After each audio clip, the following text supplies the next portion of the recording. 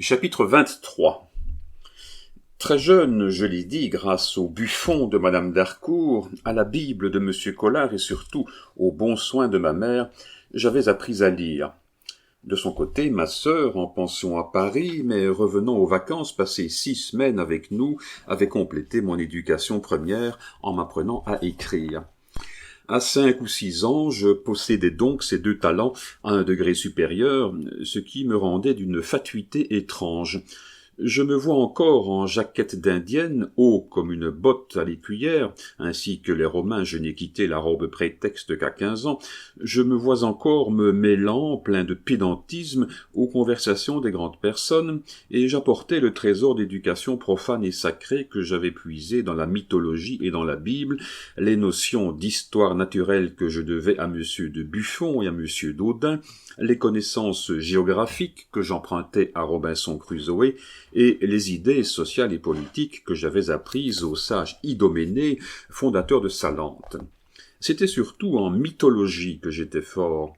Outre les lettres à Émilie sur la mythologie de mon compatriote de Moustier que je savais par cœur, je possédais une mythologie de la jeunesse, ornée de gravures et entrelardée de vers de Racine et de Saint-Ange que je dévorais éternellement. Pas un dieu, pas une déesse, pas un demi-dieu, pas un faune, pas une dryade, pas un héros dont je ne connusse la filiation. Hercule et ses 12 travaux, Jupiter et ses 20 transformations, Vulcain et ses 36 infortunes, je savais tout cela sur le bout des doigts, et chose plus extraordinaire, je le sais encore. Aussi, je me rappelle qu'un jour, c'était chez monsieur de Violaine en 1809, c'est-à-dire à l'époque où chaque journal apportait chaque matin un de ces bulletins qui, pendant 10 ans, ont fait de notre histoire une fable héroïque. Je me rappelle, dis-je, que les convives, après le déjeuner, se demandaient les nouvelles du jour. Mais comme il était de bon matin encore, personne n'avait lu les journaux et par conséquent nul ne pouvait satisfaire la curiosité généralement exprimée. Monsieur de Violaine sonna, le domestique parut. « Mais, dit-il, ce domestique s'appelait Mas. Procurez-vous une gazette et apportez-la nous. »« Oh, c'est inutile, mon cousin, fis-je en croisant mes mains derrière mon dos. J'ai lu le journal, moi, et il n'y a rien d'important qu'une séance au corps législatif. » J'ai dit que monsieur de Violaine allongeait souvent le pied, mais ne touchait jamais rien. Je me trompais, cette fois il toucha quelque chose. Je sortis furieux, et de 3 mois je ne voulus retourner dans une maison où j'avais subi une pareille humiliation. Comment cette idée du corps législatif m'était-elle venue? Je vais vous le dire. Un jour j'avais vu monsieur Collard en habit bleu brodé en or. « Ah, vous êtes donc général comme papa, vous » lui avais-je dit d'un air rogue. « Non, mon petit ami, avait-il répondu, je suis membre du corps législatif. » Depuis ce temps, je lisais les séances du corps législatif pour savoir ce qu'y disait M. Collard. Je ne l'ai jamais su. Au reste, il faut le dire, tout le monde n'était pas aussi méprisant à l'endroit de mon érudition que s'était montré M. de Violaine. Il y avait, entre autres, 3 ou 4 vieilles dévotes, au nombre desquelles se trouvait une certaine demoiselle Pivert, âgée de 65 à 66 ans, qui appréciait ma science et y applaudissait. Il n'était sorte d'histoire sacrée et profane qu'elle ne me fisse raconter, et mademoiselle Pivert surtout, qui ne se contentait pas de mes récits, avait recours à ma bibliothèque afin de remonter aux sources. Alors je lui donnai un volume dépareillé des 1001 nuits que je possédais et qui contenait la lampe merveilleuse et rien d'autre chose. Elle s'absorbait 8 jours dans cette lecture, me rendait le volume et me demandait le suivant que je lui promettais pour le lendemain. Je lui prêtais le même, qu'elle lisait toujours avec une nouvelle conscience et, je dois le dire, avec un nouveau plaisir. Cela dura 1 an à peu près, pendant lequel elle relut le même volume 52 fois. « Eh bien, mademoiselle Pivert, lui demandai-je au bout de l'année, cela vous amuse-t-il toujours, les 1001 nuits ?»« Ah, prodigieusement, mon petit ami, me répondit-elle, mais toi qui es si savant, tu pourras peut-être me dire quelque chose. Quoi, madame Pivert? Pourquoi s'appellent-ils tous Aladin? Comme tout savant que j'étais, je n'eusse pu répondre à mademoiselle Pivert qu'en lui avouant la vérité, je confessai mon ignorance, et pour elle, le poétique auteur inconnu des Mille et une nuits eut cet impardonnable défaut d'avoir appelé tous ces personnages Aladin. Cependant, cette somme énorme d'instructions, qui faisait à la fois mon orgueil et l'admiration de mademoiselle Pivert, paraissait encore insuffisante à ma pauvre mère. Ma sœur était assez bonne musicienne et chantait agréablement. Ma mère, malgré notre état de gêne, se fut reprochée de faire pour un de ses enfants ce qu'elle ne faisait pas pour l'autre. Elle décida donc que moi aussi je deviendrais musicien. Mais comme il avait déjà été reconnu que dans sa prodigalité envers moi, cette bonne mère qu'on appelle la nature m'avait doué de la voix la plus fausse qu'il y eût au monde, comme au contraire on avait remarqué que j'avais les doigts très agiles et la main très adroite, on se décida à faire de moi un simple instrumentiste, et on me choisit le violon, instrument avec lequel le musicien, à moins d'être atteint de cécité, n'a pas l'habitude de s'accompagner lui-même. Il n'y avait pas de choix à faire parmi les professeurs de Villers-Cotterêts, la ville n'en possédait qu'un seul. Il se nommait Hirault. Hirault mériterait un chapitre à part, et même plutôt 2 chapitres qu'un seul. Hirault, ou plutôt le père Hirault, comme on l'appelait amicalement de par la ville, était un véritable musicien d'Hoffmann. Avec sa longue taille mince, sa redingote marron et sa perruque qui, à chaque salutation qu'il faisait, avait pris l'habitude de suivre son chapeau. Aussi Hirault, pour obvier à cet inconvénient, avait-il résolu d'adopter la perruque que les dimanches et les jours de grandes fêtes. Dans les jours ordinaires, la perruque était remplacée par un bonnet de soie noire qu'Hirault rabattait violemment sur ses oreilles lorsque ses élèves jouaient par trop faux. Maintenant que j'ai beaucoup vu et surtout beaucoup entendu, j'ai réfléchi et je me suis convaincu que c'est la difficulté d'appliquer sa perruque au même emploi qui avait été cause qu'Hirault en avait abandonné l'usage journalier. Il en résultait qu'excepté les fêtes et les dimanches, Hirault ne saluait jamais qu'à moitié, en supposant que saluer signifie se découvrir la tête, puisque lorsqu'il ôtait son chapeau, Hirault gardait son bonnet de soie noire. Aussi son bonnet de soie noire était-il devenu une portion intégrante de sa personne. 20 fois il m'est arrivé de le toucher comme faisaient les habitants de Lilliput des habits de Gulliver, investigation au reste à laquelle Hirault se prêtait avec sa complaisance habituelle, pour m'assurer que cet ornement ne faisait point partie de sa peau. Hirault avait, sous ce bonnet, une des figures maigres et parcheminées les plus spirituelles et les plus grimaçantes que j'aie jamais vues, grâce au jeu de chacun de ses muscles, qui semblaient vibrer pour exprimer sa pensée, ainsi que vibraient les cordes de son violon ou de son piano sous ses doigts longs, agiles et maigres comme ceux de Paganini. Hirault avait eu une jeunesse fantastique. Il avait été enfant de chœur, souffleur d'orgue dans un couvent de moines prémontrés, puis garçon épicier, puis ménétrier, puis maître de musique, puis enfin organiste. Vous dire aujourd'hui comment ses premiers pas trébuchèrent sur les dalles de l'église de Bourgfontaine, c'est ainsi que se nommait le couvent où Hirault fut élevé, cela me serait assez difficile. Seulement parfois il racontait, en se reportant à ses souvenirs d'enfance, comme aujourd'hui je me rapporte aux miens, quelques-unes de ces grasses histoires de moines telles qu'on en trouve dans Rabelais et dans La Fontaine. Hirault était un répertoire vivant de ces vieilles traditions claustrales qui sont déjà si loin de nous autres hommes de 40 ans qu'elles se perdent comme de fantasmagoriques images d'un autre monde derrière les premiers souvenirs de notre jeunesse, si bien que pour les générations qui nous suivent, elles seront effacées tout à fait.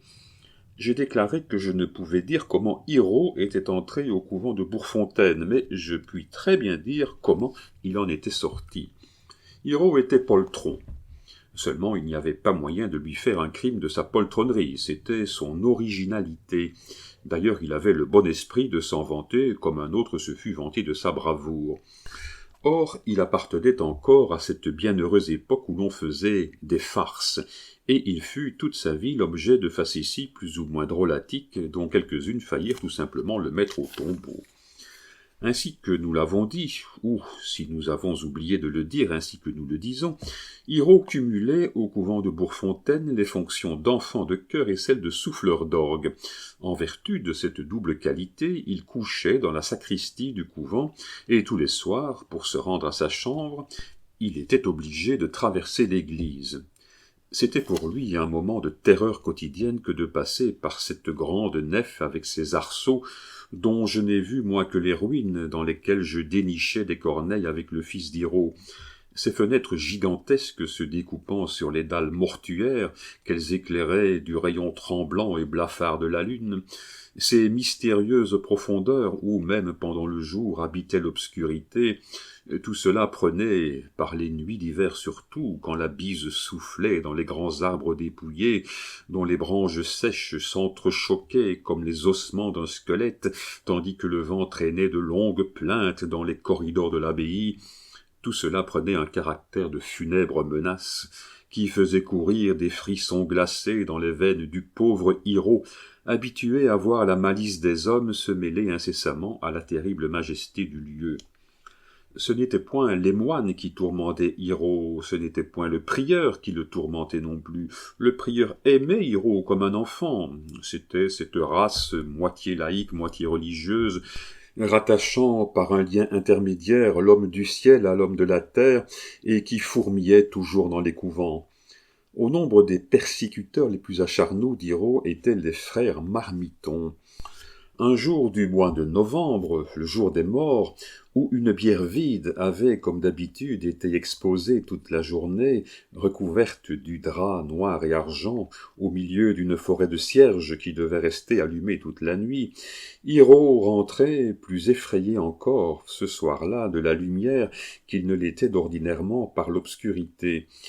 Il gagnait, après avoir fermé le plus doucement possible la porte de l'église, il gagnait, disons-nous, la sacristie sur la pointe du pied, rasant la muraille au plus près, c'est-à-dire s'écartant autant que possible du centre de l'église, mortuairement éclairée, ainsi que nous l'avons dit. Tout à coup, Hiro s'arrête, se colle à la muraille, les membres roidis, la bouche ouverte, les cheveux hérissés, la sueur au front, immobile comme les statues de pierre des prieurs de l'abbaye. Le catafalque avait fait un mouvement. D'abord, Hiro crut qu'il s'était trompé et essaya de se rassurer avec le raisonnement. Mais que pouvait faire le raisonnement contre la réalité ? Non seulement le catafalque avait remué, mais encore le catafalque venait droit à lui. Hiro voulut crier. Sa voix, comme celle du héros de Virgile, s'arrêta dans son gosier. Et, voyant que le catafalque continuait de venir droit à lui, les jambes lui manquèrent, il glissa le long du mur, appui inutile, et tomba évanoui. À 3 heures du matin, l'église s'ouvrit pour les matines. Hiro était encore à la même place, aussi immobile que s'il était mort. Il était bien revenu à lui, mais quoiqu'il eût retrouvé le catafalque à sa place, il n'osait bouger, de peur que le catafalque ne bougeât aussi. Le frère sacristain, s'entendant appeler d'une voix étouffée, se dirigea vers le point de l'église d'où partait la voix. Il trouva Hiro, la face contre terre, glacé et baigné de sueur tout à la fois. Mais en allant à Hiro, il trouva encore autre chose, gisant à terre comme lui. Il trouva un bonnet de coton. Or, Hiro, tout en racontant au sacristain l'horrible apparition nocturne, Hiro fixait les yeux sur le bonnet de coton que l'homme d'église tenait à la main, et grâce à ce bonnet dénonciateur, une lueur pénétrait de plus en plus dans son esprit, éclairant ce chaos de terreur qui l'avait bouleversé. Aussi, au fur et à mesure qu'Hiro faisait son récit, l'effet surnaturel prenait à ses yeux une cause naturelle, et en revoyant, en compagnie de son ami le sacristain, et guidé par le bonnet de coton, comme par un fil conducteur, ces épouvantes de la nuit, il demeura convaincu que si le catafalque avait bougé, avait marché, était venu à lui, c'est que le frère cuisinier et peut-être bien 2 de ses marmitons s'étaient glissés dessous et lui avaient prêté leurs jambes. On n'a pas été élevé dans un couvent sans être doué d'une certaine dose de rancune. Hiro ne dit rien, ne fit part de ses soupçons à personne, laissa rire de sa terreur, laissa l'histoire faire le tour du couvent, se répandre même au dehors, et promit tout bas de se venger. On se rappelle l'histoire du maréchal de Montluc, de cette fameuse pendaison de huguenots qu'il fit en passant, je ne me souviens plus dans quelle ville. D'ailleurs, si on ne se le rappelle pas, je vais la raconter. Le maréchal de Montluc passait donc par cette ville, dont j'ai oublié le nom, lorsqu'il crut avoir à se plaindre de certains juges qui, en vertu de cet axiome quedant arma togae, avaient négligé de lui rendre les honneurs qu'il prétendait lui être dus. Il s'agissait de faire repentir les juges de cette impertinence.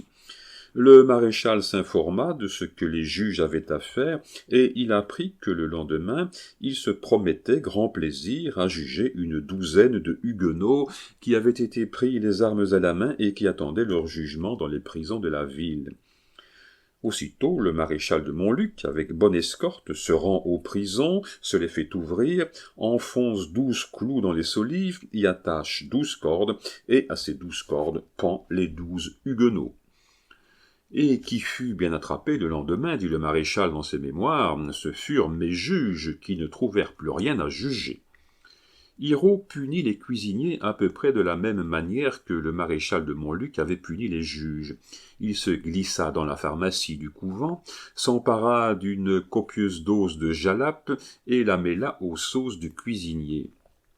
Si Hiro eût laissé des mémoires, il eût mis sans doute, comme le maréchal de Montluc, le lendemain qui fut attrapé, ce furent mes marmitons qui virent leurs moines purgés de fond en comble, ni plus ni moins que s'ils eussent avalé triple dose de la médecine le roi. Cela arriva justement le jour de l'épiphanie. Il y eut, comme on le pense bien, grande rumeur dans l'abbaye. Tout un couvent ne se purge pas, en effet, le jour des rois, depuis le prieur jusqu'au sacristain, sans que les devoirs religieux en souffrent considérablement. Hiro, seul, demeurait à son poste d'enfant de cœur sans bouger.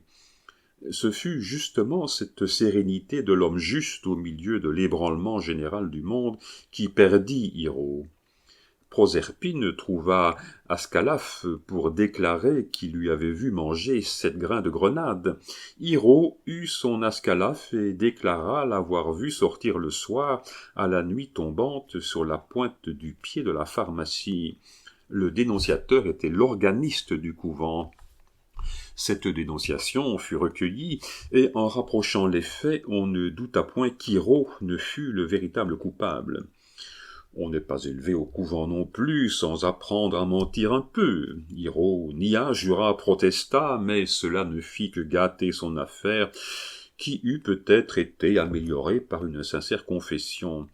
En conséquence, Hiro fut livré par le prieur au cuisinier, c'est-à-dire par la justice religieuse à la justice séculière.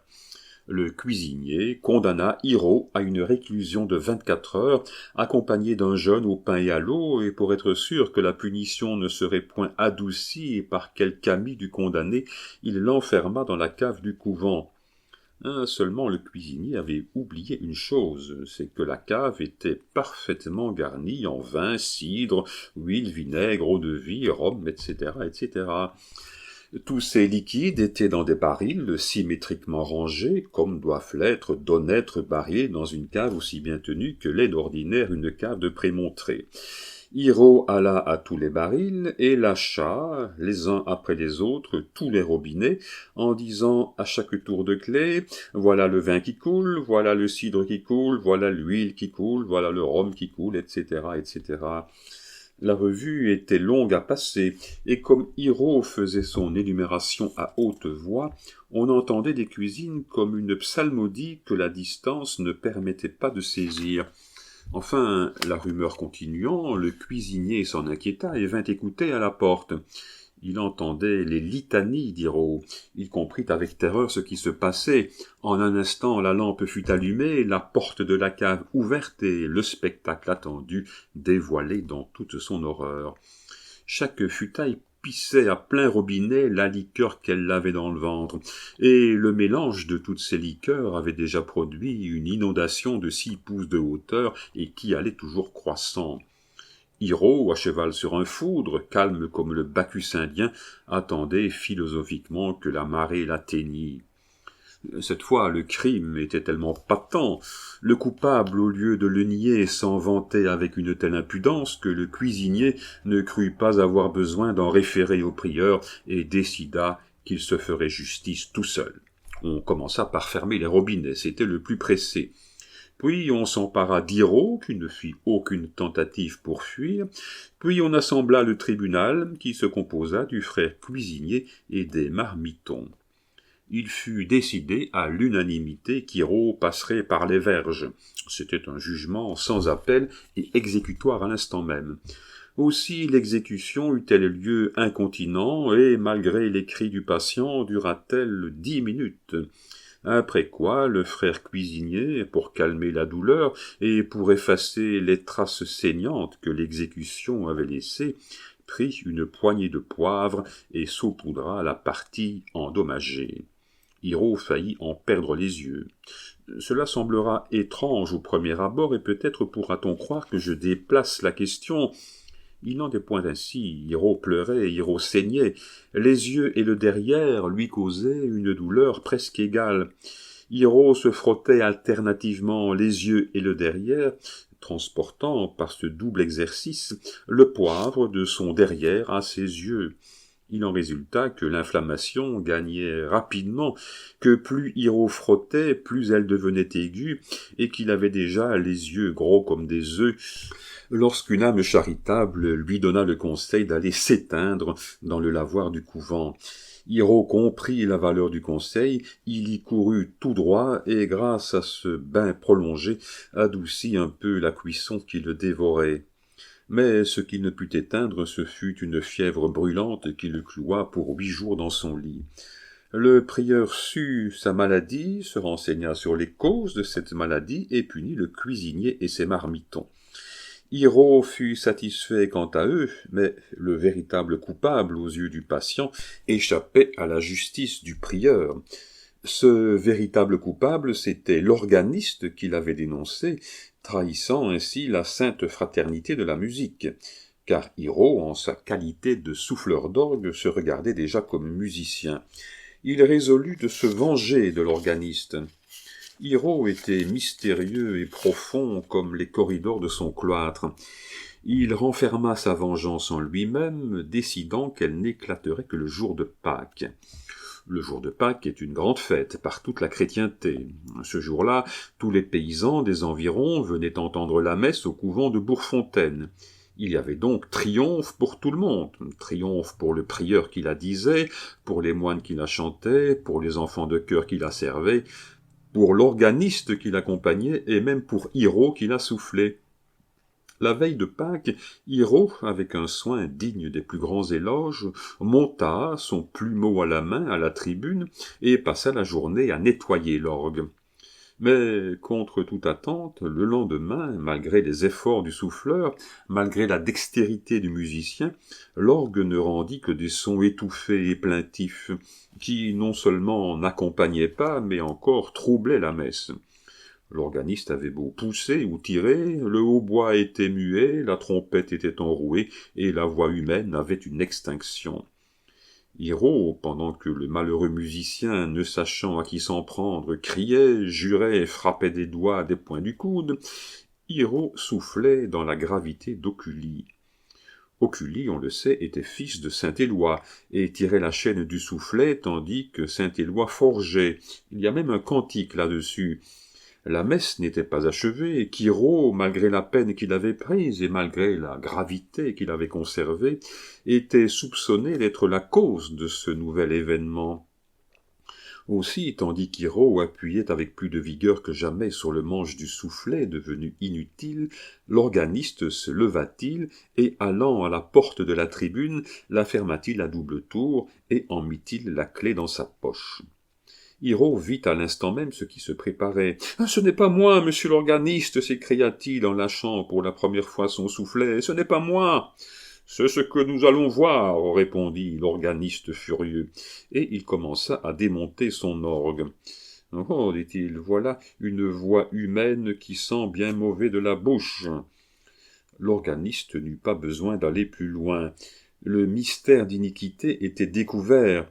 Hiro, dans sa vengeance, avait déshonoré la voix humaine, la trompette et le hautbois, et il y a tout lieu de croire que, s'il ne s'était occupé que de ces 3 tuyaux, c'est qu'il n'avait pu faire davantage. Hiro avait compté sur la fuite, il était décidé à quitter le couvent après la messe.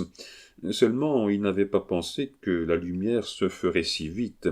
Or, la lumière étant faite, et comme il ne pouvait fuir, puisque la porte était fermée, il tomba à genoux et demanda grâce. L'organiste savait dissimuler. Il fit semblant d'accorder la grâce qu'on lui demandait, mais à la condition, comme dans les baux, qu'Hiro rendrait les choses dans l'état où il les avait prises. Hiro, trop heureux d'en être quitte à si bon compte, accepta le marché. La messe finie, l'organiste sortit, promettant à Hiro de ne rien dire au prieur de sa nouvelle Fredaine. Hiro comprenait que celle-ci dépassait toutes les autres et touchait au sacrilège, de sorte que, resté seul, il accomplit de son mieux la besogne dont il s'était chargé, besogne que Fourier, dans sa distribution passionnelle, réserve aux enfants, qui, à son avis, devront s'en occuper passionnellement. Qui l'eût faite passionnellement ou à contre-cœur, la besogne d'Hiro était achevée, lorsque l'organiste, on eût dit qu'il guettait ce moment, lorsque l'organiste entra, suivi du frère cuisinier et de ses marmitons. Il était allé quérir ses alliés naturels, c'est-à-dire les ennemis nés d'Hiro. Au début des hostilités, et les hostilités commencèrent dès que la porte de la tribune fut fermée, Hiro crut qu'il s'agissait d'être fouetté, comme la première fois. Mais ce qui l'empêchait de s'arrêter à cette idée, c'est que les verges manquaient. Or, par pressentiment, l'absence de ces verges le préoccupait plus que n'eût fait leur présence. En effet, il ne s'agissait plus de fouetter Hiro, mais de le souffler. L'opération s'accomplit à l'aide du soufflet de l'orgue. Cette fois, Hiro ne faillit point devenir aveugle, Hiro faillit tout bonnement mourir. Mis en liberté aussitôt l'opération terminée, il avait fui aussi loin qu'il avait pu le couvent, ayant plus l'air d'un ballon que d'une créature humaine. Puis il était tombé, ou plutôt il avait roulé au pied d'un arbre. Il fut plus de 15 jours à désenfler complètement. C'est à la suite de ce petit événement qu'Hiro se fit garçon épicier. Mais nul ne peut fuir sa destinée. Hiro était musicien dans l'âme. Hiro accrocha un vieux violon et, dans ses moments perdus, racla obstinément. L'épicière, jeune femme incomprise, il y a des femmes incomprises de tout temps, l'épicière jouait de l'épinette. Hiro et l'épicière faisaient le soir des concerts qui ravissaient l'épicier. Si bien que, exalté par ces triomphes intimes, Hiro résolut d'abandonner l'épicerie pour se livrer entièrement à la musique instrumentale. Ses dispositions étaient en effet réelles, et presque sans maître, il parvint à une telle force sur l'épinette et sur le violon que la ville de Villers-Cotterêts le nomma son organiste aux appointements de 800 livres par an. Hiro s'en faisait à peu près autant en donnant des leçons de violon et de clavecin. Ensuite, toutes les élèves ne payaient pas en argent. Hiro recevait ses cachets en nature. Le marchand de bois le payait en bois et en copeaux, l'épicier en sucre, en pruneaux et en confiture, le tailleur en redingote, en gilet et en pantalon. Il en résultait qu'avec ses 1600 francs d'argent et les rentrées en nature, Hiro avait non seulement de quoi vivre, mais encore jouissait d'une certaine aisance qui lui permettait d'envoyer promener ceux de ses élèves qui le mécontentaient ou qui n'avaient pas de disposition. Ma mère proposa donc à Hiro de se charger de mon éducation musicale, ce qu'il accepta avec empressement et ce que je vis de mon côté sans trop de répugnance. Hiro était déjà à cette époque un homme de 60 ans, mais si gai, si jovial, si spirituel, si fécond en contes drôlatiques, si plein d'une verve intarissable, que jeunes et vieux l'aimaient d'une égale amitié. Quant à moi, depuis que je connaissais Hiro. Il avait été le premier maître de musique de ma sœur avant qu'elle partît pour Paris, et à toutes ses vacances, il était resté son répétiteur. Dans les derniers temps de la maladie de mon père, ainsi que je l'ai dit, celui-ci souffrait beaucoup et il se voyait mourir tout vivant. Il invitait souvent Hiro à venir nous voir au château des Fossés. et comme il n'y avait qu'une lieue de Villers-Cotterêts au fossé, Hirault venait à pied au fossé, et il s'en retournait à pied couché à Villers-Cotterêts. C'est-à-dire, entendons-nous, Hirault, toujours poltron, avait commencé par coucher au fossé, mais il était convenu que la persécution poursuivrait ce pauvre Hirault toute sa vie. Les histoires de sa jeunesse étaient dans la mémoire de tout le monde, et je n'ai raconté que la 20e partie peut-être de ces histoires, de sorte que chacun se croyait obligé d'ajouter un accident nouveau à cette vie déjà si accidentée. Or, à la maison, il y avait secrétaire et aide de camp, race non moins joyeuse et non moins inventive à l'endroit des farces que ne l'était 40 ou 45 ans auparavant à la race monacale. Il en résultait qu'Hirault, trouvant invariablement en rentrant le soir dans sa chambre, soit un pot à eau au-dessus de sa porte, soit une aiguille dans son lit, soit un coq dans son armoire, avait décidé une fois pour toutes qu'il ne coucherait plus au fossé, mais reviendrait à Villers-Cotterêts, quelque heure qu'il fût, quelque temps qu'il fît. En conséquence de cette résolution prise, et pour rassurer son esprit contre cette ambulation nocturne, Hirault venait ordinairement à la maison armé d'une longue canne épée enfermée dans un fourreau de cuir. Malgré cette canne, ou plutôt à cause de cette canne, deux jeunes gens qui avaient dîné un jour à la maison avec Hirault inventaient encore une nouvelle plaisanterie. Il fallait, en vérité, quelque imagination pour cela. Le pauvre Hirault avait, depuis l'an de grâce 1750, été victime de tant de plaisanteries différentes qu'il se croyait lui-même non pas à l'abri d'une plaisanterie, mais au moins à l'abri d'une plaisanterie nouvelle. Ils enlevèrent la lame d'épée qui, dans son fourreau, faisait la sécurité d'Hirault, et en place ils emmanchèrent dans la poignée une longue plume de paon. Le soir, Hirault, toujours prudent, voulut se retirer de bonne heure, mais les jeunes gens le retinrent en lui promettant de faire route avec lui. Cette promesse tranquillisa Hirault, qui, certain de revenir accompagné, se laissa aller à toute sa gaieté, ce soir-là plus verbeuse encore que de coutume, arrosée qu'elle avait été par de copieuses libations de vin de champagne. À 10 heures cependant, il ramena la conversation sur la nécessité de regagner la ville, mais cette fois les jeunes gens déclarèrent qu'ils se trouvaient trop bien pour quitter le château, et que dès que le général aurait la bonté de leur offrir des lits, ils acceptaient en invitant Hirault à en faire autant. Mais Hirault n'avait garde d'accepter, il flairait la compagnie et devinait tout un monde de farces. Il déclara donc que son dessein de battre en retraite était immuable, et prenant sa canne et son chapeau, il salua la société et partit. Nos jeunes gens attendaient ce départ avec impatience.